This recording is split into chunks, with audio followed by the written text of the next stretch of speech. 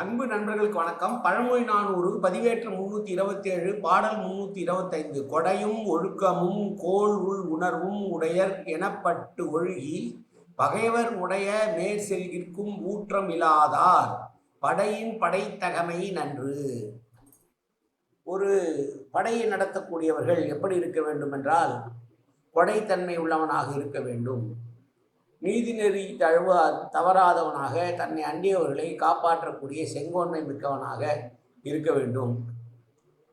அதே நேரத்தில் தன்னுடன் இருக்கக்கூடியவருடைய மன உணர்வை புரிந்து கொண்டு அவர்கள் என்ன நினைக்கிறார்கள் என்று அறியக்கூடிய அறிவுடையவனாய் இருந்தால் அப்படிப்பட்டவர்கள் படையை உருவாக்குவார்களானால் அந்த படையை வெல்லுவது என்பது கடினம்.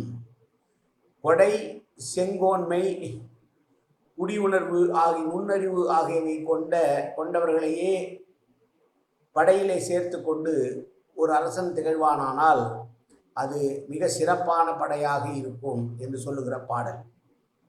மீண்டும் ஒரு முறை பாடல். கொடையும் ஒழுக்கமும் கோள் உள்ளுணர்வும் உடையர் எனப்பட்டொழுகி பகைவர் உடைய மேற் செல்கிற்கும் ஊற்றம் இல்லாதார் படையின் படைத்தகைமை நன்று.